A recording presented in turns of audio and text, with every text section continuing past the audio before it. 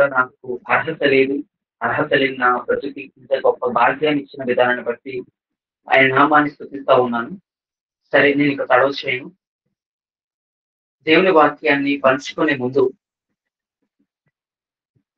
మనకి ఒక ముప్పు ఉంది. ఒక ప్రమాదం ఉంది. ఒక ప్రాబ్లమ్ ఉంది. క్రైస్తవులుగా మనకే ప్రాబ్లమ్ ఉంది. బయట వారికి గాని, హైందవులకు గాని, ఇస్లాం మతానికి చెందిన వారికి గాని ఎటువంటి ప్రాబ్లమ్ లేదు. అది మనకు మాత్రమే ప్రాబ్లమ్ ఉందని నేను చెప్తా ఉన్నాను. దీనికి ఆన్సర్ అనేది నేను లాస్ట్‌లో చెప్తాను. దానికి సమయం ఉంది. దానికి పర్ఫెక్ట్ కన్క్లూజన్ అనేది నేను లాస్ట్‌లో ఇస్తాను. ఆ ప్రాబ్లమ్ ఏంటి? క్రైస్తవులుగా మనకి ఏంటి ఆ ప్రాబ్లమ్? క్రైస్తవులకి ఎందుకు ఆ ప్రాబ్లమ్ రాబోతా ఉంది? క్రైస్తవులే ఎందుకు ఆ ప్రాబ్లమ్ ఫేస్ చేయబోతా ఉన్నారు? అసలు క్రైస్తవమే ప్రాబ్లమ్‌గా ఎందుకు మారింది? అసలు దేని ద్వారా ప్రాబ్లమ్ అవుతుంది కూడా మీకు లాస్ట్‌లో కన్క్లూజన్ ఇస్తాను నేను. దానికన్నా ముందు ఇప్పుడు నేను చేస్తున్నది, మీరు చేస్తున్నది సువార్త. ఈ యొక్క అగాపే గాస్పెల్ గూగుల్ మీట్ ద్వారా వచ్చిన ప్రతి ఒక్కరు కూడా చేస్తున్నది ఒక గాస్పెల్. అంటే గాస్పెల్ అనగా సువార్త కదా! నేను ఒక క్వెషన్ మిమ్మల్ని అడగాలనుకుంటున్నాను. ఎవరైనా అన్మ్యూట్ చేసి నాకు సమాధానం చెప్పొచ్చు. No problem. అసలు సువార్త అంటే ఏమిటి? ఆ క్వెషన్ మిమ్మల్ని అడిగాను. ఎవరైనా సమాధానం చెప్పొచ్చు. No problem. మీరు తప్పు చెప్పినా నేనేమనుకోను. మనం సరి చేసుకుందాం. సువార్త అంటే ఏమిటి? ఎవరైనా చెప్పగలరా?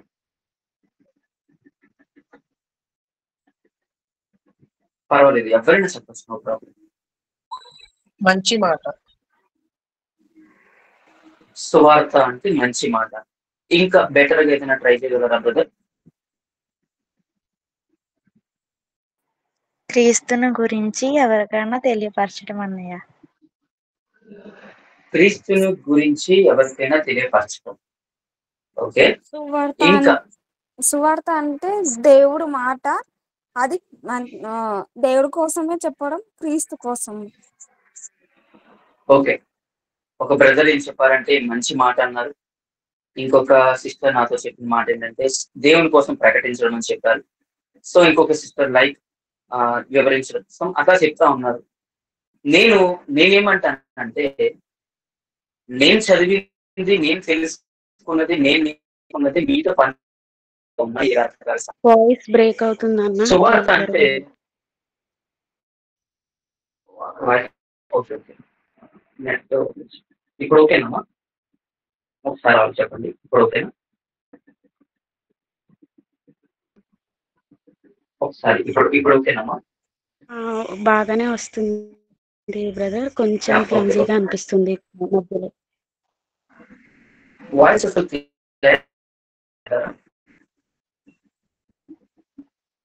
ఒక్క నిమిషం.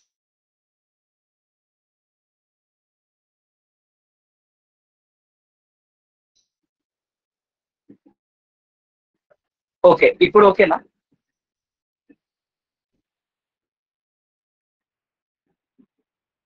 సిస్టర్ ఒక్కసారి చెప్పండి. ఇప్పుడు ఓకేనా?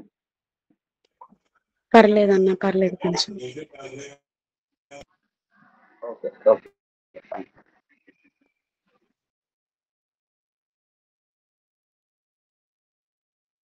క్షమించాలి. ఓకే సరే. ఇప్పుడు క్లియర్గా ఉంది. క్లారిటీగా ఉంది కమ్మా. ఎటువంటి ఇబ్బంది లేదు కదా? ఓకేనా? Yeah thank you so much అమ్మా. Praise Lord. సరే, సువార్త అంటే ఒక్కొక్కరికి ఒక్కొక్క విధంగా మీకు అర్థమైంది. సో మన ఏజ్ బట్టి మనం ఏ రకంగా సువార్త చేయాలని దాన్ని కూడా నేను చెప్తాను. అసలు సువార్త అంటే నేను తెలుసుకున్నది, నేను కొన్ని లేఖనాల ద్వారా, కొంత పరిచయ ద్వారా తెలుసుకున్నది మీతో పంచుకోవాలని ఆశపడతా ఉన్నాను. మీ దగ్గర బుక్ ఉంటే గనక ఒక బుక్ లో రాసుకోవడానికి ప్రయత్నించండి. సువార్త అని టైప్ చేసుకొని, సువార్త అని పెట్టుకొని ఇక్కడ పైన హెడ్డింగ్, దాని కింద సు అని పెట్టుకొని దాని పక్కనే సు అంటే నిజం, సు అంటే నిజం, వార్త అంటే దాని కింద జరిగినది. సువార్త, సు అంటే నిజం, దాని కింద వార్త అంటే జరిగినదని పెట్టుకోండి. అసలు సు అంటే నిజం, వార్త అంటే జరిగినది. ఇప్పుడు వార్తాపత్రికలు మీరు చూస్తూ ఉండొచ్చు, TV9 కానీ లేకపోతే సో అండ్ సో చాలా సోషల్ మీడియా ఛానల్స్ వచ్చేసినాయి. సో అందులో భాగంగానే వారు ఏం చేస్తారు, వార్తలు చదువుతారు. అంటే అక్కడ ఉన్నదాన్ని చెప్పడమే కదా, అక్కడ ఏం జరుగుతున్నో దాన్ని వివరించడం వార్త, జరిగిన దాన్ని వివరించడం వార్త, జరిగిన దాన్ని కూడా కల్పించి చెప్పడం కూడా వార్తే అవుతుంది. ఇప్పుడు వార్తాపత్రికలు ఏం చేస్తారు, కొన్ని వాళ్ళ యొక్క TRPs కోసం జరిగింది చెప్తారు, జరగబోయింది చెప్తారు, జరుగుతున్నది కూడా వాళ్ళే ముందే గెస్ట్ చేసి చెప్పేస్తారు కదా. సో వీళ్ళు ఏంటంటే జాతకాలు చెప్పేవాళ్ళు అనుకోవాలి మనం. సరదాగా మాట్లాడుతున్నాను, ఏమనుకోకండి. అంటే వాళ్ళు జరిగే చెప్తారు, జరగబోయే చెప్తారు, జరుగుతున్నది కూడా చెప్తారు. అంటే వార్తాపత్రికలు వాళ్ళు ఏం చేస్తారంటే, సో వాడిని కల్పించి చెప్పడం, లేదా ఉన్నది చెప్పడం, లేదా కొత్తగా మాట్లాడుకోవడం. అయితే మనం చేసే సువార్త, అసలు సువార్త అంటే నిజం, జరిగినది, అంటే నిజాన్ని నిర్భయముగా ఉన్నది ఉన్నట్టు చెప్పడం.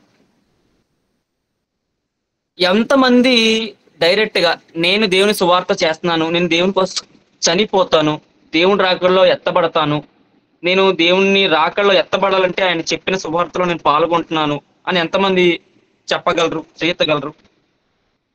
ఆయన చెప్పిన మార్గం ఒక్కటి కూడా తప్పిపోకుండా నేను చేస్తున్నాను బ్రదర్, నేను చేస్తున్నాను అన్న, నేను చేస్తున్నాను తమ్ముడు అని నన్ను ఎంతమంది చెప్పగలరు? సాధారణంగా కొద్దిమంది చెప్పగలరు.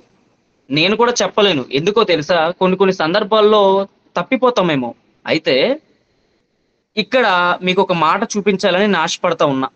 అసలు సువార్త మనం ఏ రకంగా చేయాలి, సువార్త అంటే ఏంటి, సువార్తను ఏ రకంగా ప్రకటించాలి, ఎలాంటి వారికి సువార్త చెప్పాలి, ఎలాంటి వారికి సువార్త చేయడానికి మనం ముందుకు వెళ్ళాలనే ఉద్దేశంతో నేను ముందుకు వెళ్తా ఉన్నా.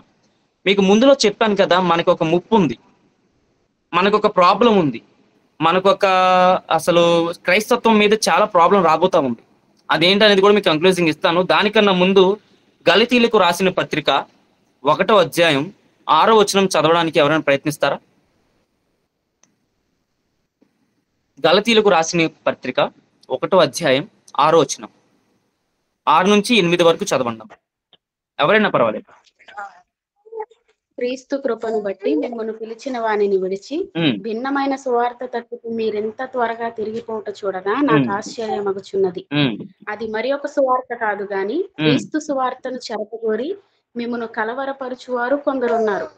మేము మీకు ప్రకటించిన సువార్త గాక మరి ఒక సువార్తను మేమైనను పరలోకము నుండి వచ్చిన ఒక దూత అయినను మీకు ప్రకటించిన ఎడల అతడు శాపగ్రస్తుడైన గాక. చాలా సంతోషం. ఇక్కడ ఈ యొక్క మాట మీకు అర్థమైందని నేను తలుస్తా ఉన్నాను. ఇక్కడ దేవుడు ఇక్కడ మాట మనతో ఏమని చెప్తా ఉన్నారంటే, క్రీస్తు కృపను బట్టి మిమ్మల్ని పిలిచిన వానిని విడిచి భిన్నమైన సువార్తకు మీరింత త్వరితముగా తిరిగిపోవుట చూడగా నాకు ఆశ్చర్యమగుచున్నది.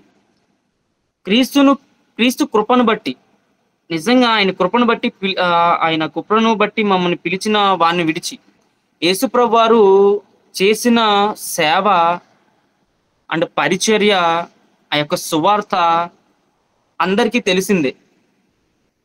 ఆయన పడిపోయిన వారిని లేపారు, కృంటి వారిని బ్రాగు చేశారు, స్వస్థతలు చేశారు, అనేకమైన సూచక క్రియలు చేశారు. ఆయన చేసిన గాస్పుల్ ఏంటంటే అనేక మందిని మార్చాలి, రక్షించబడాలి, వారు దేవునిలో నిలబడాలనే సువార్త చేశారు యేసుప్రభు వారు. ఎవరి దగ్గరికైనా వెళ్ళినప్పుడు వారికి ముఖ్యంగా వారితో మాట్లాడిన మాట ఏంటంటే, వాళ్ళని స్వస్థత పరిచిన తర్వాత నీ పాపాలు క్షమించబడ్డాయని చెప్పారు యేసుప్రభు వారు. పరిశుద్ధ గ్రంథంలో అదే ఉంటది. పరిశుద్ధ గ్రంథంలో మెయిన్ ఏంటంటే, దేవుడు ఎవరి దగ్గరికి వెళ్ళినా వారి దగ్గరికి ఎవరిని తీసుకొని వచ్చినప్పటికీ కూడా యేసుప్రభు వారు చెప్పిన మాట ఏంటంటే, నీ పాపాలు క్షమించబడ్డాయని మాత్రమే ఎక్కువగా వాడిన వర్డ్స్ ఉన్నాయి. ఎందుకంటే పాపములు క్షమించబడిన తర్వాత దేవుని రాజ్యంలోకి మనం ప్రవేశిస్తాం.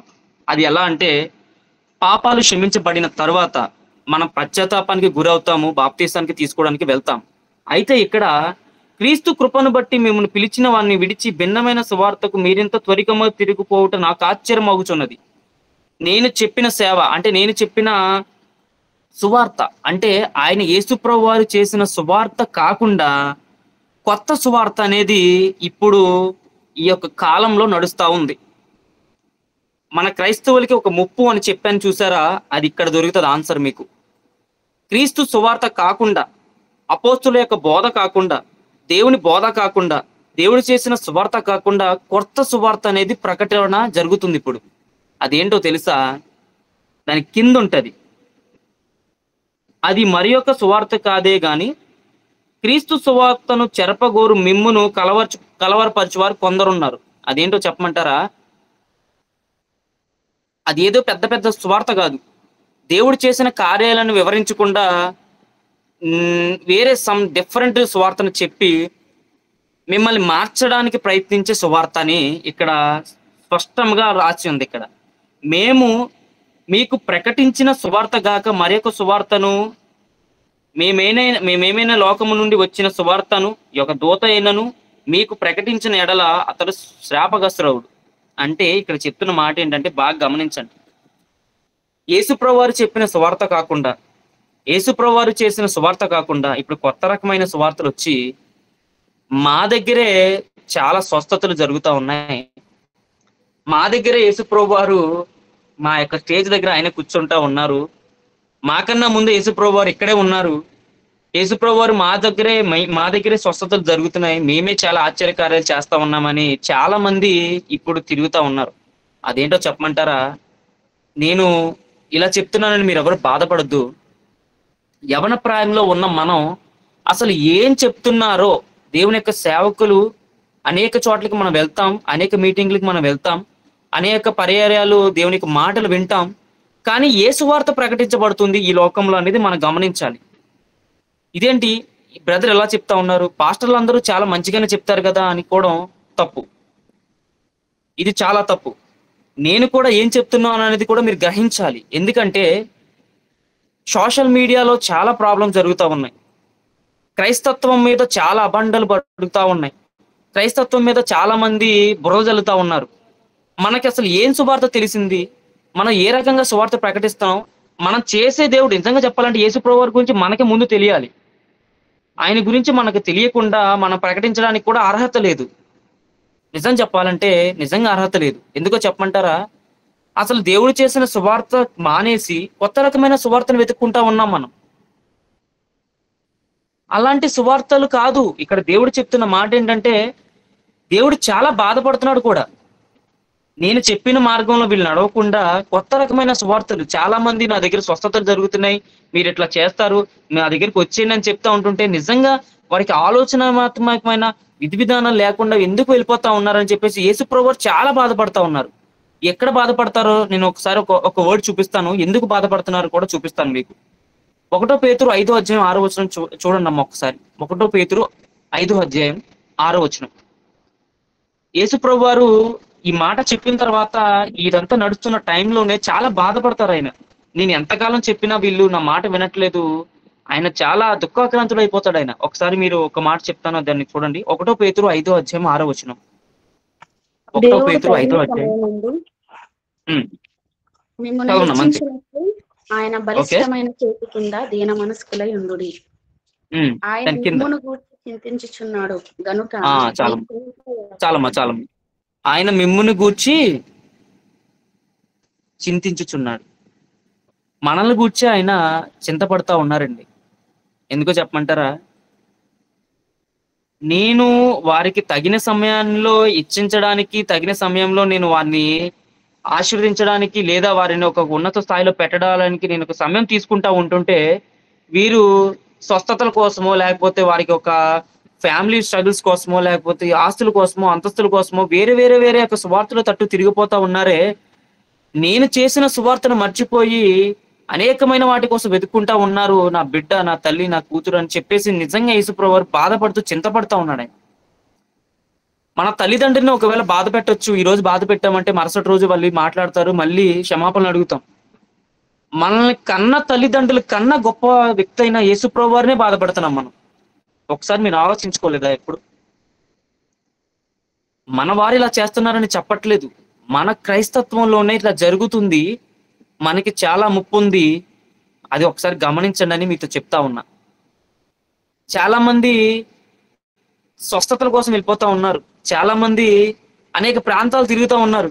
నిజంగా చెప్తా ఉన్నా, ప్రార్థన చేస్తే పరిపూర్ణమైన ప్రార్థన, మీరు దేవుని దగ్గర ఒక తీర్మానం తీసుకుని ప్రార్థన చేస్తే స్వస్థత మీకు జరగదా? మీకోసం వేరే వాళ్ళు ప్రార్థన చేయవసరం లేదు. అది కరెక్టే, వేరే సేవకులు చేస్తారు, సేవకులు చేయకుండా మాత్రం మానరు. కానీ సేవకి వాళ్ళు చేస్తున్న ప్రార్థనకి సపోర్ట్గా మీరు నిలిస్తేనే మీకు కార్యం జరుగుతుంది. యేసుప్రభు వారు ఒక్కరే ప్రార్థన చేయలేదు అక్కడ. యేసుప్రభు వారు చేసినప్పటికీ తండ్రి ఆజ్ఞ అక్కడ జరిగింది.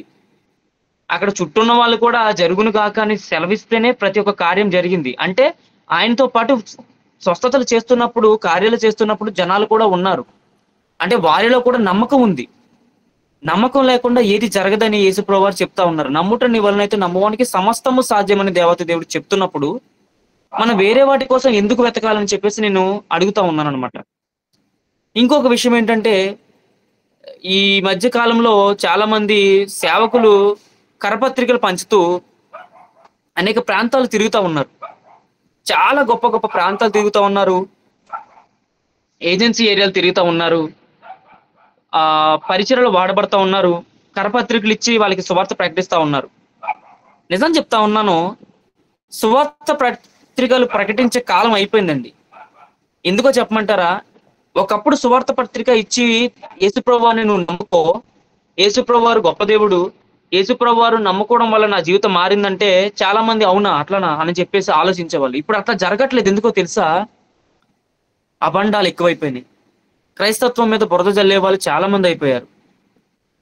ఎందుకంటే చాలా మంది, నిజం చెప్పేస్తున్నాను, ఏమనుకోకండి, డబ్బు కోసం ఆశపడి మా దగ్గర ఇవి జరుగుతూ ఉన్నాయి, మా దగ్గర ఇట్లా అవుతా ఉన్నాయి అని చెప్పేసి చాలా మందిని చెప్పడం వల్ల మనల్ని అందరూ గొర్రెలు అని తిడతా ఉన్నారు. నిజమే, మనం గొర్రెలమే కాదనట్లే. మన ప్రధాన యాజకుడు యేసుప్రభు వారు, మనం ఆయన మేపు గొర్రెలం, అది మనకి తెలుసు. కింద ఉన్న వారికి, పక్కన ఉన్న వారికి తెలియదు కదా. వారికి మనం చులకనగా ఎందుకు అవ్వాలి? అవ్వినా పర్వాలేదు, చులకన అయినా పర్వాలేదు, కానీ మన ద్వారా దేవుని నామానికి అవమానం వస్తుంది కదా. దేవుని నామానికి అవమానం వస్తుంది కదా. ఎందుకు ఇలా రావాలి? ఒక్కసారి మీరు అందరూ ఆలోచించుకోండి. దేవుడు చెప్పిన సువార్తకు కాకుండా కొత్తమైన సువార్తకు వెళ్ళిపోవడం, కొత్త సువార్తకి మనం తిరిగిపోవడం, అనేక మంది ఇలా చెప్పారని చెప్పేసి అది చేయటం. నిజమే చెప్తా ఉన్నా, మనం చేసే ప్రార్థన మనల్ని రక్షిస్తుందండి. మనం చేసే ప్రార్థన మీద మనకి నమ్మకం ఉండాలి. ఫస్ట్ ఆఫ్ ఆల్ నిజంగా నమ్ముటని వాళ్ళైతే నమ్మవానికి సమస్తము సాధ్యమైన మాట ఎందుకు యేసుప్రభు వారు రాశారా అని చెప్పేసి నేను ఆలోచిస్తూ ఉంటాను. నా జీవితంలో కూడా నేను చాలాసార్లు సహనాన్ని కోల్పోయా. చాలా మంది నాతో చెప్పారు, వేస్ట్, ఇక వాడు ఇంకా వాడి పరిస్థితి అవ్వదు అని చెప్పేసి చాలా మంది చెప్పారు. వాళ్ళు ఎవరో చెప్పారని చెప్పేసి నేను పట్టించుకోలేదు. కానీ ఇప్పటికీ ప్రాబ్లమ్స్ ఉంటాయి. ప్రాబ్లమ్స్ మీకు ఉంటుంది, నాకు ఉంటుంది. నాకు ప్రాబ్లమ్స్ లేకుండా లేను. ప్రాబ్లమ్స్ లో కూడా దేవుని మనం స్తుతించాలి, ఆయన గణపరచాలి. కానీ ఫ్యామిలీ స్ట్రగుల్స్ వల్ల ఆయన్ని మనం స్తుతించలేకపోతా ఉన్నామేమో. మన యొక్క కుటుంబంలో జరిగే యొక్క పరిణామాల వల్ల యేసుప్రభు వారిని మనం గణపరచలేకపోతా ఉన్నాము. ఒకసారి మీరు అందరూ ఆలోచించుకోండి. సు అంటే నిజం, వార్త అంటే జరిగినది చెప్పటం. ఇందులో ఎవరైతే ఎంతమంది అయితే సువార్త చేస్తా ఉన్నారో, ప్రార్థన చేస్తా ఉన్నారో, పాటలు పాడతారో, లేదా మీకు ఏం తలంతులు ఉన్నాయో నాకు తెలియదు, కానీ మీరు చేసే సువార్త ద్వారా దేవుని నామానికి మహిమ వస్తుందా, అవమానం వస్తుందా అనేది ఒకసారి గమనించుకోండి. ఇది మెయిన్ పాయింట్. మీరు చేసే యొక్క పరిచర్య ద్వారా దేవుని నామానికి అవమానం వస్తుందో, ఘనత వస్తుందో అనేది కూడా గమనించుకోండి. నేను చాలా మందిని చూశాను, చాలా పర్యాయాలు, చాలా యొక్క మీటింగ్స్ లో పాల్గొన్నాను, సువార్త పనిలో నిలబడ్డాను. నాతో అప్పటి వరకు బాగానే ఉంటారు. అప్పుడు ఎంత అయిపోయిన తర్వాత స్టేజ్ నుంచి కింద దిగేసి వారి యొక్క మాటలు, వాళ్ళ యొక్క విధానం చూస్తూ ఉంటే చాలా బాధేస్తూ ఉంటది. వీళ్ళు ఏ రకమైన సువార్త చేస్తా ఉన్నారు, దేవుని రాకడ గురించి వివరిస్తున్నారా, దేవుని మాటలు వివరిస్తున్నారా అని నేను ఆలోచిస్తాను. కానీ వారు చేసే సువార్త ధనము కోసమో, వారి యొక్క వజ్ర వైడర్ల కోసమో అనుకుంటా. ఎందుకో చెప్పమంటారా? ఈ లోకంలో ఉన్న వాటి కోసం మనం వెతకమంటే గనక పరలోకంలో ఉన్న వాటి కోసం వెతకలేం. ఇక్కడ ఎక్స్పోజ్ అయ్యామంటే గనక పరలోకంలో డిస్పోజ్ అయిపోతాం. దేవుడు చెప్పిన సువార్త కాకుండా మనం వేరొక సువార్తను గనక మనం ఇష్టపడితే గనక దేవుడికి మనం ఇష్టం ఉండం, దేవునిలో మనం ఉండలేం. దేవుడు మనల్ని ఇష్టపడరు. ఏ ఆత్మ నశించిపోవడం దేవునికి ఇష్టం కాదు. అయితే మనం నశించిపోతున్నామేమో ఒక్కసారి ఆలోచించుకోండి. గ్రహించలేకపోతున్నామేమో ఒక్కసారి గమనించండి. అసలు చాలా మంది చెప్తున్న వాక్యాలు నిజమా కాదా అబద్ధమని గ్రహించలేకపోతా ఉన్నాం మేము. సువార్త చేస్తా ఉన్నాం, సువార్త నిజమా కాదా మనం గ్రహించలేకపోతా ఉన్నాం మేము. కరపత్రికలు పంచడానికి వెళుతున్న సమయంలో చాలా మంది కొట్టారు, నన్ను కూడా కొట్టారు. నేను పంచాను, నేను సువార్తలో వాడబడుతున్నాను, పంచినప్పుడు నన్ను చాలా మంది ఇబ్బంది పెట్టారు, కొట్టడానికి వచ్చి కొట్టారు కూడా. అయితే ఇప్పుడు ఇంకా దారుణంగా ఉండే పరిస్థితులు, ఇంకా చాలా చెప్పుకోలేని పరిస్థితులు, దాడులు జరుగుతూ ఉన్నాయి, మందిరాలు కూలుస్తూ ఉన్నారు. సువార్త కొదువైపోతా ఉంది. సువార్త ఎంత కొదువైపోయిందంటే దేవుని మాటలు వివరించడానికి వస్తున్న వ్యక్తిని కొట్టడం, చంపడం కూడా జరుగుతూ ఉంది. అయితే మన ఎవరి ప్రాయమందు యెహోవా కాడి మోయట నరునికి శ్రేష్టం అన్నట్టుగా మనం ఏ రకంగా యెహోవా కాడి మోస్తా ఉన్నాం, ఆయన భారమైన సువార్తని ఏ రకంగా మనం చేస్తా ఉన్నాం. నేను ఎవరికి చెప్పినా ఎక్కడ వివరించినా కూడా దేవుని యొక్క సువార్త గురించే వివరిస్తాను, ఆయన ప్రకటన గురించి, ఆయన రాకడ గురించి చెప్తాను. ఎందుకంటే ఇప్పుడు జరుగుతున్నది కూడా రాకడ జరుగుతూ ఉంది. ప్రకటన గ్రంథం మొత్తం విప్పి చూస్తే, మీరు ప్రకటన గ్రంథం చదువుతూ ఉండండి, ప్రకటనలో ఏదైతే చెప్తా ఉన్నారో అదే జరుగుతూ ఉంది. ఆయన రాకడ ఎంత భయంకరంగా ఉంటుందంటే బూర శబ్దాలు మోగుతూ ఉంటాయి, అసలు రెప్పపాటున వెళ్ళిపోతాం. కానీ సిద్ధపడిన వారిని మాత్రమే యేసుప్రభువు తీసుకొని వెళ్తా ఉన్నారు. సిద్ధపడలేకుండా మనం గొప్ప గొప్ప సేవకుల దగ్గరికి వెళ్ళి, గొప్ప గొప్ప వారి దగ్గరికి వెళ్ళి ఎంత ఎంటర్టైన్మెంట్ చేసినా వాళ్ళు చేసేది ఎంటర్టైన్మెంట్. నేను నిజం చెప్తా ఉన్నా, కొన్ని వందల, కొన్ని వేల, లక్షలు సంపాదిస్తూ ఉన్నారు. సువార్త కొదువైపోయింది. దేవుని రాకడ గురించి చెప్పేవాళ్ళు తక్కువైపోయారు. మీరు వేరే వాళ్ళ దగ్గరికి వెళ్ళి నేర్చుకోమని నేను చెప్పట్లేదు. ఉన్నవారి దగ్గరైనా సరే మీ సేవకులు, భూప్రపంచంలో మీ సేవకుల కంటే గొప్పగా చెప్పేవారు ఎవరు లేరండి. ఇది గమనించండి బాగా. మీ సేవకుల కంటే గొప్పగా చెప్పేవారు ఈ భూప్రపంచంలో ఎవరు లేరు. మీకోసం ఎక్కువగా ప్రార్థన చేసే మీ సేవకుల కంటే వేరే వాళ్ళు ఎవరు లేరు. అయితే వారి దగ్గర మీరు నేర్చుకుంటూ, వారి దగ్గర మీరు ప్రార్థన మన్నవులు చెప్తూ, వారికి ప్రార్థన అవసరతలు చెప్తూ, మీ గురించి మీరు తెలుసుకోవాలి, దేవుని గురించి మీరు తెలుసుకోవాలి. మీ ప్రార్థన మీరు చేసుకుంటేనే దేవుడు ఆలకిస్తాడు. ఇది మీరు గుర్తుపెట్టుకోండి. ఇప్పుడు మనం ఒక డాక్టర్ దగ్గరికి వెళ్ళి, డాక్టర్ గారు నాకు ఒక ప్రాబ్లం వచ్చింది అని చెప్పగానే ఆయన చూస్తారు, మనం బాగా అన్ని చెప్పేస్తాం, A to Z, top to ఇక్కడ నుంచి కాళ్ళ వరకు మొత్తం నాకు ఇంత ప్రాబ్లం ఉంది అన్ని చెప్పేస్తాం. ఆయన చెప్పింది తూచ తప్పకుండా, అంటే టైం తప్పకుండా ఆయన ఈ టైంకి టాబ్లెట్ తీసుకోమంటారు, ఈ టైంకి టాబ్లెట్ తీసుకోమంటారు, కంటిన్యూగా వేసేసుకుంటాం. ఆయన చెప్పింది మనం చేస్తున్నాం కదా. మీ టాబ్లెట్ మీరు వేసుకుంటేనే కదా ఆటోమేటిక్గా మీకు జ్వరం అనేది ఏదైనా తగ్గుతుంది. మీరు వేసుకోకుండా ఆయన అక్కడ నుంచి చెప్పి టాబ్లెట్ వేసుకున్నావు అంటే తగ్గుతుందా? తగ్గదు కదా. సింపుల్ లాజిక్ ఇది. యేసుప్రభు వారు కూడా ఇట్లానే చేశారు. సువార్త చేస్తున్నప్పుడు నీ పాపాలు క్షమించబడ్డాయి ఇక వెళ్ళు అనగానే కింద ఉన్న వారు నమ్మేవారు. నమ్మిన వెంటనే నిజంగా స్వస్థత వచ్చేది వాళ్ళకి, వెంటనే స్వస్థత కలిగేది వాళ్ళకి. ఎందుకంటే దేవుడు చేస్తాడు అనే స్వస్థత వారికి నమ్మకం ఉంది. అందుకే అంటా నా మాట నమ్ముకుని వాళ్ళైతే నమ్మవానికి సమస్తము సాధ్యమైన మాట నాకు చాలా ఇష్టమండి, నిజంగా చాలా ఇష్టం. ఆవగినంత విశ్వాసం ఉండి నమ్మితే గనక సమస్తము సాధ్యమవుతుంది. అయితే ఇవన్నీ సాధ్యం అవ్వాలంటే యేసుప్రభు వారు చెప్పిన సువార్తని మనం గ్రహించాలి. మీ ఆత్మీయ తండ్రి గారు కావచ్చు, బయట యొక్క సేవకులే కావచ్చు, వారు చెప్పేది మీరు గమనించండి, గ్రహించండి. ఇక డైరెక్ట్ గానే చెప్తా ఉన్నారు, క్రీస్తు కృపను బట్టి మిమ్మల్ని పిలిచిన వారిని విడిచి భిన్నమైన సువార్తకు మీరు ఇంత త్వరితముగా తిరిగిపోవట. భిన్నమైన సువార్త, భిన్నం అంటే ఆపోజిటే కదా. భిన్నం ఆపోజిట్ అంటే వేరే సువార్తకి వెళ్ళిపోతా ఉన్నారు. అదే సువార్త తెలుసా? సింపుల్ గా చెప్తాను. అదే సువార్త అంటే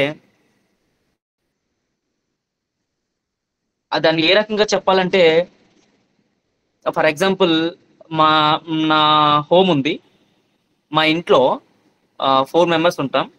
మా ఫాదర్, మా మదర్ అండ్ మా సిస్టర్ అండ్ సిస్టర్ యొక్క హస్బెండ్, ఆయన సేవకులే. ఇప్పుడు మా ఫ్యామిలీలో స్తుతికూడిక జరుగుతుంది, at the same time prayers జరుగుతూ ఉంటాయి. ఇప్పుడు నాకు ఒక వ్యక్తి పరిచయం అయ్యారు.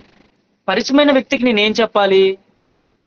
ఇలా మీరు ప్రార్థన చేసుకోండి, మేము కూడా మా కుటుంబంలో ఇలా ప్రార్థన చేసుకుంటా ఉన్నాం, మాకు ఇట్లా మేలు జరుగుతూ ఉంది, దేవుడు మమ్మల్ని కాపాడుతున్నందుకు కృతజ్ఞత స్తుతులు, మేము ప్రతిరోజు తెల్లవారుజామున స్తుతించుకుంటా ఉంటామని వారితో మనం చెప్పాలి, జరిగింది చెప్పాలి. అలా కాకుండా నువ్వు డైలీ నా దగ్గరికి వచ్చే నీకు కావాల్సిందంతా దేవుడు నాకు ఇచ్చేస్తున్నా, నాకు డైలీ పై నుంచి దేవుడు ఆగమేఘాల మీద నుంచి దేవుడు పంపించేస్తా ఉన్నాడని చెప్పడమే డిఫరెంట్. అర్థమవుతుందండి? యేసుప్రభు వారు కూడా మనం గ్రహించవలసిన విధానం ఏంటంటే, యేసుప్రభు వారు చేసిన స్వస్థత కానీ ఏదైనా సరే ఒక చాలా డిఫరెంట్ వేలో చేశాడు. ఆయన డిఫరెంట్ వేలోనే సువార్త చెప్పారు. యేసుప్రభు వారిని బంధించినప్పుడు, ఆయన బంధించి ఆ తీర్పులోని తీసుకొచ్చినప్పుడు అక్కడ ఒక వ్యక్తిని ఈ వ్యక్తి కావాలా లేకపోతే యేసుప్రభు వారు కావాలని అంటారు. అక్కడ ఒక వ్యక్తి ఉంటారు. ఎవరైనా చెప్పగలరా?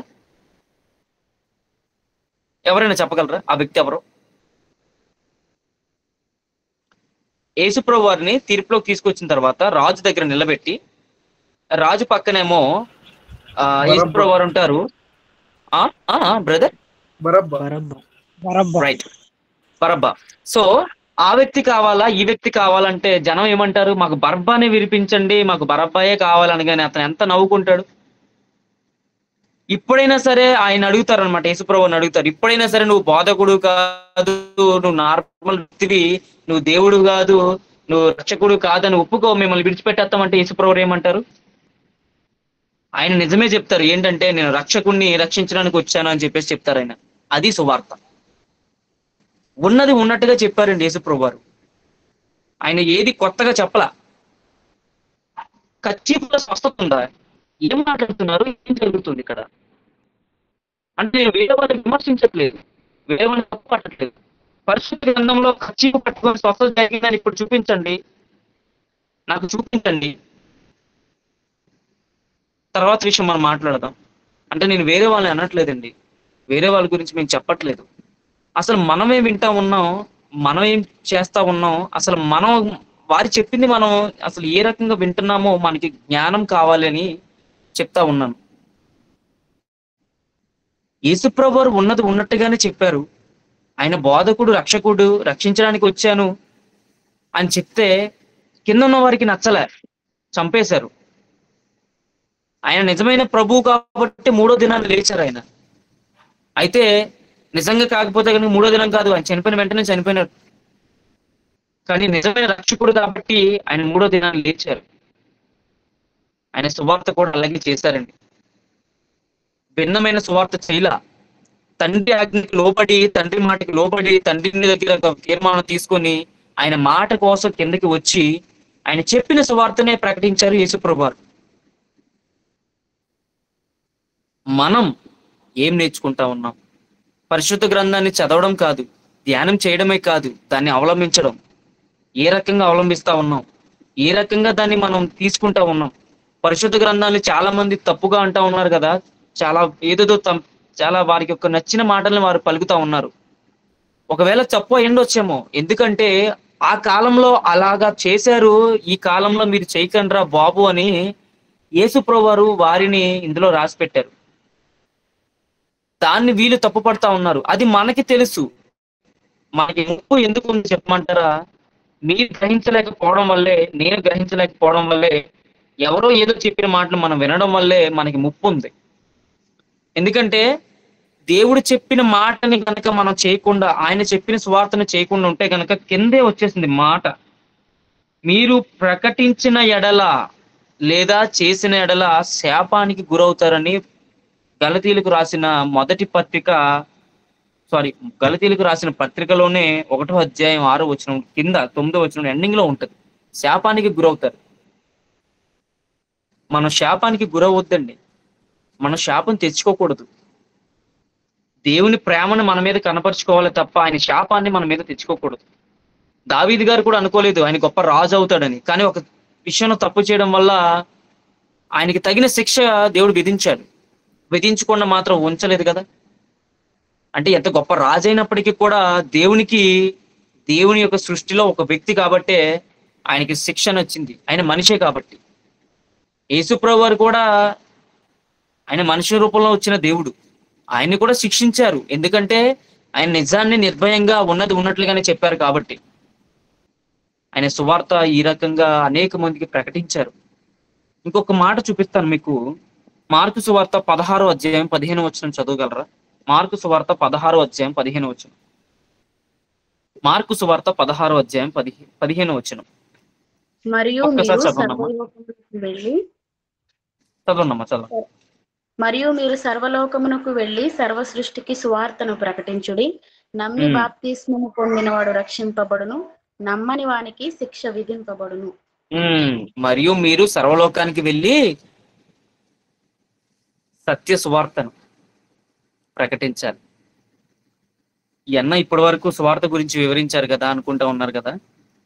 మనకి ముప్పు ఏముందంటే సర్వలోకానికి వెళ్ళి సువార్తను ప్రకటిస్తున్న టైంలోనే వస్తుంది అసలైన ముప్పు.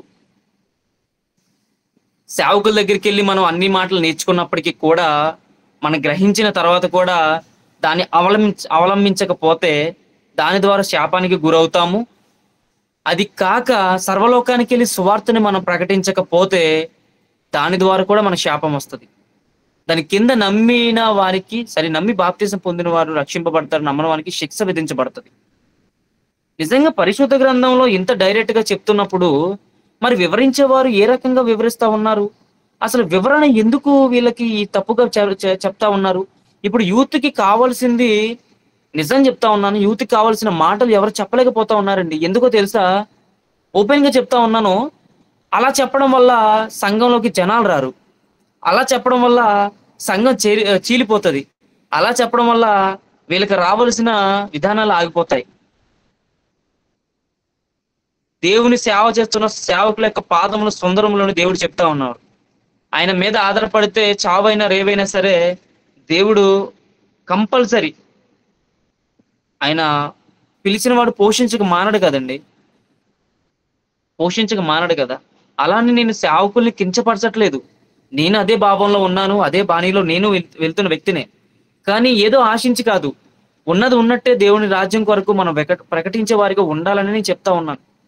ఈ భారం మీ అందరికీ ఉందండి, నా ఒక్కడికే కాదు. కరుణాకర్ శాండీ అనే ఒక వ్యక్తికి, నా ఒక్కడికే కాదు, ఇక్కడున్న ప్రతి ఒక్కరికి కూడా సువార్త భారం కలిగి ఉంది. ఈ మాట మార్కు సువార్త 15వ అధ్యాయం 16వ వచనంలో ఆ మాట ఉన్నది.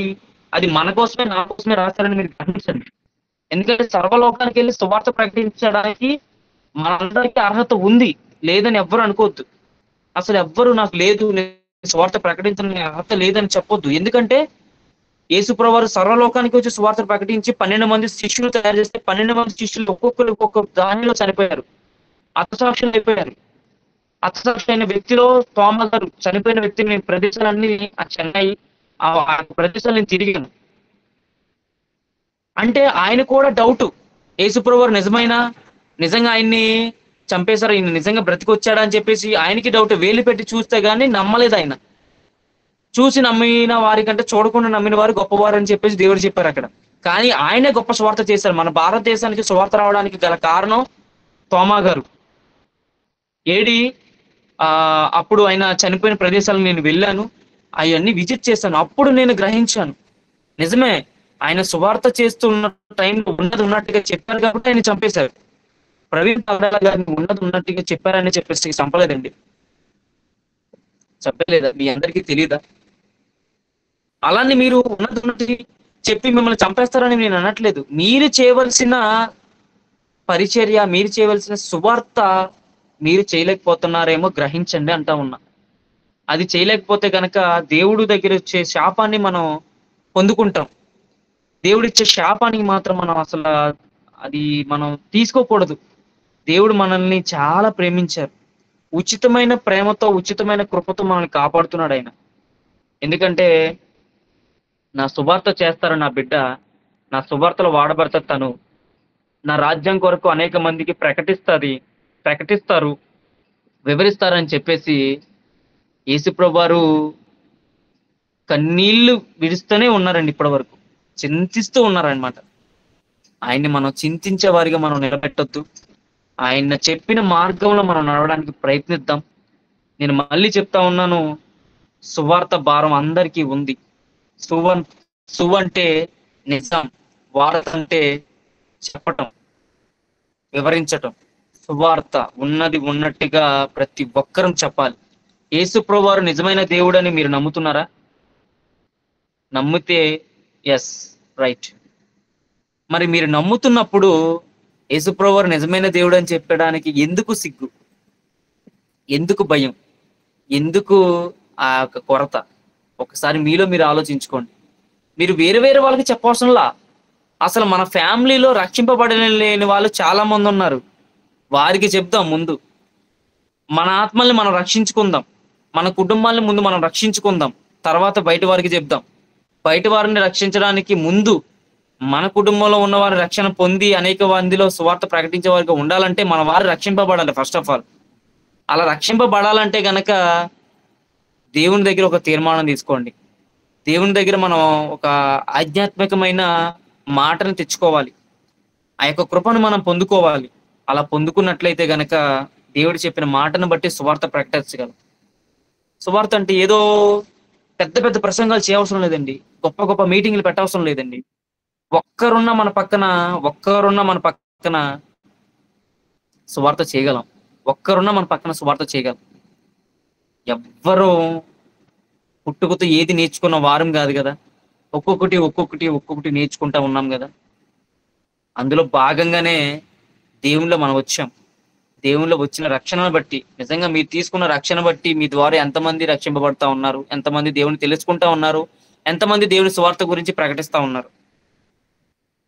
నా పిల్లోడు ఇది అయిపోతే బాగుండు, మా కూతురు కలెక్టర్ అయితే బాగుండు, నాకు ఇంత ఉంటే బాగుండు, ఇది ఉంటే బాగుండు, అది కాదు ఉండాలి. నేను కాదనట్లా. మన ఫ్యామిలీకి కావాల్సిన తగిన ఆహారాన్ని సిద్ధపరిచారు ఆయన. పనివాడు జీతానికి పాత్రుడు అన్నట్టుగానే మనం దేవుని పని చేస్తున్నాం కాబట్టి దేవుని పనిని బట్టి మనకి జీతాన్ని దేవుడు ఇస్తా ఉన్నారు. కానీ దేవుని పని చేయడానికి ఎంతమందిని సువార్థికులుగా తయారు చేస్తా ఉన్నారు ఆలోచించుకోండి. దేవుని పనిలో భాగంగా మన యొక్క ఫ్యామిలీలో ఉన్న మన కూతురు కానీ, మన యొక్క పిల్లలు కానీ, వారిని ఏ రకంగా మన సువార్తలో వాడబడతా ఉన్నాం? చనిపోయే లోపు ఒక్క ఆత్మని రక్షించే కృపను మనం పొందుకోగలుగుతున్నామా?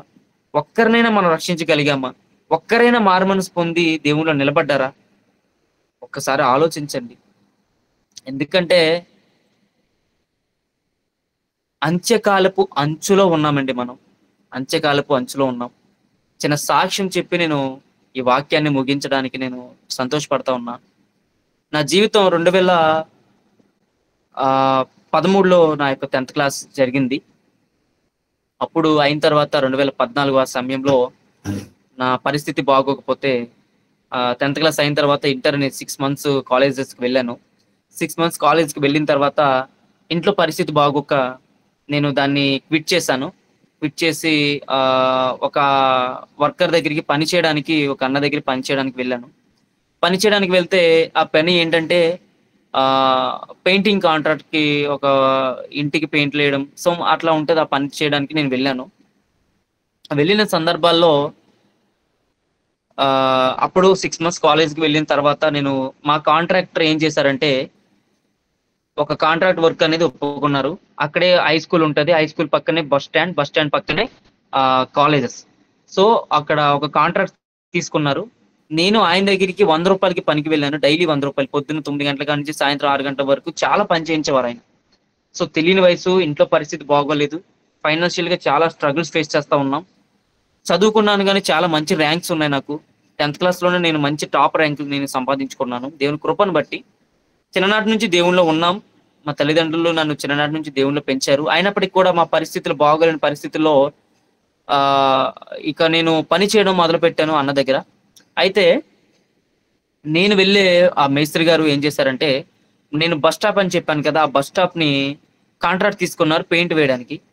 అంతా పెయింటింగ్ వర్క్ చేస్తా ఉన్నాం. ఇంచుమించు 1 week చేస్తా ఉన్నాం. 1 week లో నేను ఒక 3 days వెళ్ళాను. థర్డ్ డే ఏం జరిగిందంటే, ఒక గోడ ఉంటది, ఒక గోడకి పెయింట్ వేయమని చెప్పేసి మా యొక్క మేస్త్రి గారు చెప్పారు. అప్పట్లో చెప్పినప్పుడు నాకు కొత్త కాబట్టి నేను అసలే ఇప్పుడంటే నేను వైట్ షర్ట్ వేసుకున్నాను. దేవుని కృపను బట్టి, నాకు ఇచ్చిన ధన్యతను బట్టి నేను ఇటు రీతిగా ఈ బట్టలు వేసుకుని దేవుని ఇచ్చిన కృపను బట్టి చెప్తా ఉన్నాను. ఒకప్పుడు ఏంటంటే ఆ పరిస్థితిని బట్టి పెయింటింగ్ మీకు చూసుండొచ్చు, చాలా మంది పెయింట్ వేసే వాళ్ళ బట్టలు ఎట్లా ఉంటాయంటే చిరాగ్గా మీద పడిపోయి చిరాగ్గా ఉంటారు. అలాంటి బట్టలు వేసుకొని నేను ఒక గోడకి పెయింట్ వేస్తా ఉన్న సందర్భంలో ఫస్ట్ ఒక కోటింగ్, వైట్ కోటింగ్ ఏమన్నారు తర్వాత వైట్ కోటింగ్ బ్రష్ తో పాముతున్నా. అది అయిపోయింది మార్నింగ్. మధ్యాహ్నం కలర్ వేయాలని చెప్పారు. కలర్ వేయాలని చెప్తే ఎగ్జాక్ట్లీ 3:30 4:15 అట్లా అవుతుంది. ఆ సమయంలో నేను దానికి వర్క్ చేస్తూ బ్రష్ వేసుకొని పెయింట్ వేస్తా ఉన్నాను, కలర్ వేస్తా ఉన్నాను. అప్పుడే వదలక కాలేజెస్ వదిలారు. కాలేజెస్ వదిలితే అప్పటికే నాకు నా ఫ్రెండ్స్ ఎక్కువ. ఎందుకంటే నేను చిన్నప్పటి నుంచి సింగింగ్ ఎక్కువ చేసేవాడిని, పాటలు బాగా పాడేవాడిని. పాడడం వల్ల స్కూల్ లీడర్ని, క్లాస్ అసెంబ్లీ లీడర్ని, స్కూల్ లీడర్గా నేను ప్రమోట్ తెచ్చుకున్నాను. ఆ యొక్క మాట్లాడే విధానాన్ని నేను చిన్ననాటి నుంచి దేవుడిచ్చిన కృపను బట్టి పొందుకున్నాను. అది నాకు తెలియదు, తర్వాత తెలిసింది. అయితే నా ఫాలోయింగ్ ఉండడం వల్ల, నా ఫ్రెండ్స్ ఉండడం వల్ల నన్ను చూసి లేడీస్ కానీ బాయ్స్ కానీ నేను పెయింటింగ్ వేస్తున్న సందర్భంలో కాలేజెస్కి వదిలితే అందరూ బస్సు ఎక్కడానికి అక్కడికే రావాలి. ఎక్కడి నుంచి వచ్చినా ఇంచుమించు మా ఉన్న ప్రదేశంలో 5 కాలేజెస్ ఉన్నాయి. ఇంచుమించు 4 కాలేజెస్ ఉన్నాయి. ఆ 4 కాలేజీ వాళ్ళందరూ ఒక చోటకి వచ్చి బస్సు ఎక్కాలి. నన్ను చూసి చాలా నవ్వుకున్నారు. అదిగో సింగర్ తన చూడు ఎంత బాగా పాటలు పాడేవాడు, గోళ్ళకి పెయింట్లు వేసుకుంటున్నాడని చూసి చాలా నవ్వారు. నా పరిస్థితి నిజంగా ఆ టైంలో బాగోలేదండి. ఎందుకంటే నా యొక్క కుటుంబ పరిస్థితి చాలా దౌర్భాగ్యమైన పరిస్థితి. ఆ పరిస్థితిలో నేను ఏం చేయాలో తెలియక నేను మనసులో బాధపడిపోయాను. సరే, వాళ్ళకి చదివించే వాళ్ళు ఉన్నారు, వాళ్ళు చదువుకుంటా ఉన్నారు, వాళ్ళ తల్లిదండ్రుల యొక్క పొజిషన్ బాగుంది, చదివిస్తా ఉన్నారు. నా పొజిషన్ బాగాలేదు, నాకు ఇంకా దేవుడే దిక్కు అని చెప్పేసి నేను ఆ పనిలోనే ముందుకు వెళ్తూ ఒక కాంట్రాక్టర్ గా, ఒక బిల్డర్ గా, ఒక ఇంజనీర్ గా మంచి పేరు తెచ్చుకున్నాను. అయితే అప్పుడు నేను బాధపడిన పరిస్థితిని బట్టి 2014లో నా ఇంటర్ అయితే, అప్పుడు నేను 2013లో 10th అయితే, ఇంటర్ 2014 అయితే అప్పుడు ఒక తీర్మానం జరిగింది నా దగ్గర. నేను చర్చిలో చాలా మంచి పేరు తెచ్చుకున్న వ్యక్తిని. పాటలు పాడడంలో కానీ, లేకపోతే పరిచయం చేయడంలో కానీ చిన్ననాటి నుంచి దేవుడు అంటే చాలా ఇష్టం నాకు. మా అమ్మగారు నన్ను చిన్నప్పుడే దేవునికి సమర్పించేస్తారు. దేవుని పరిచయంలో వాడబడతాడు వీడు, ఏం చేసినా సరే అని. అయితే నన్ను ఆ రోజు నేను చాలా బాధపడిపోయాను. వాళ్ళ దగ్గర ఏడిస్తే మళ్ళీ నన్ను చూసి ఇంకా నవ్వుతారని చెప్పేసి నేను అక్కడ ఏడవకుండా చాలా బాధపడిన రోజులు ఉన్నాయండి. నా బాధ దేవుడు ఒకనొక సమయంలో తీర్చేశారు. ఆయన ఏ రకంగా తీర్చారంటే, 2014లో అలా జరిగితే 15, 16, 17, 18, 19, 20, 21, 22, 23, 24, 25 ఇంచుమించు 11 సంవత్సరాలు పట్టింది దేవుడు నన్ను వేరే యొక్క విధానంలో పెట్టడానికి. ఈ 11 సంవత్సరాల్లో దేవుడు నన్ను చెక్ చేశారు. 2020లో ఫస్ట్ లాక్డౌన్ లో దేవుడు అంటే నిజమైన దేవుడు యేసుప్రభువు అని నేను గ్రహించి నా జీవితాన్ని ఆయనకు అప్పచెప్పి, నా జీవితంలో నేను చేసిన పాపపు బ్రతుకునంతా తొక్కిపెట్టి దేవుని దగ్గర విడిచిపెట్టి క్షమాపణ పొంది పశ్చాత్తాపానికి గురి అయ్యి బాప్తీసానికి రెడీ అయ్యి నా చేసిన పాపాలన్నిటిని విడిచిపెట్టి దేవుని దగ్గర నేను మొరపెట్టడం ప్రారంభించాను. 2020లో దేవుడు నన్ను నా యొక్క స్టెఫాన్ డిఫరెంట్ గా మార్చేశారు. అంటే 2014లో నేను తీసుకున్న తీర్మానాన్ని 2020లో దేవుని దగ్గర ఇంకా నేను బలంగా తీసుకున్న తీర్మానాన్ని 2023లో నేను ఎక్కడైతే పెయింట్ వేసానో, ఎక్కడైతే గోడకి నేను పెయింట్ కలర్ వేశానో అక్కడ ఆ ప్లేస్ లో, ఇది బాగా వినండి, ఆ ప్లేస్ లో ఒక పోస్టర్, ఆ పోస్టర్ మీద గొప్ప సేవకులు, అభిషేకింపబడిన గొప్ప సేవకులు, అనేక వందల వేల మందిని పాస్టర్లుగా, సేవకులుగా, సువార్థికులుగా తీర్చిదిద్దిన సేవకులు. ఆ సేవకులు పక్కన కన్వీనర్ కింద సువార్త నాయకులు కరుణాకర్ శాండీ అని నా పేరు పెట్టడం, ఆ పోస్టర్ వెళ్ళి గోడకి అంటించడం చూసి నాకు ఎంత, నేను దేవుని స్తుతించి కన్నీళ్ళతో, ఆనంద బాష్పాలతో నేను మొరపెట్టానంటే, ఒకానొక సమయంలో నా పరిస్థితి అడుక్కునేంత పరిస్థితి అండి. నిజంగా దేవుని మహాకృప ఏంటంటే ఎవరిని విడిచిపెట్టడు, అలాగే దేవుడు నన్ను విడిచిపెట్టలేదు. నా సాక్ష్యం విని చాలా మంది బాధపడి దేవుని నమ్మిన వారు చాలా మంది ఉన్నారు. నేను అప్పుడే తీర్మానం తీసుకున్నా, చావైనా బ్రతుకైనా నీతోటే తండ్రి, నీ సువార్తను నేను ప్రకటిస్తాను. ఎట్టి విధమైన సరే, ఏ ప్రాబ్లం అయినా సరే నీ సువార్తని ఆపను అనే ఒక తీర్మానం తీసుకున్నా. సువార్త చాలా కష్టం. సువార్త చేస్తున్న సందర్భంలో చాలా ఇబ్బందులు వస్తాయి, ఇరుకులు వస్తాయి, ఇబ్బందులు వస్తాయి, చాలా వ్యతిరేకతలు వస్తాయి. ఎన్ని వ్యతిరేకతలు వచ్చినప్పటికీ కూడా మీరు చేయాలనుకున్న సువార్తని దేవుడి దగ్గర తీసుకున్న కమిట్మెంట్ ని విడిచిపెడితే కనుక దేవుడు ఇచ్చే శాపానికి గురవుతారు.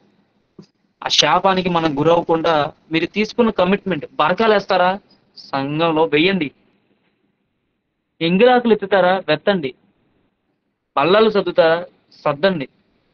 మీరు ఏదైతే అనుకుంటా ఉన్నారో అది చేయండి. నమ్మకంగా దేవుడు నిలబెట్టబోతా ఉంటారు.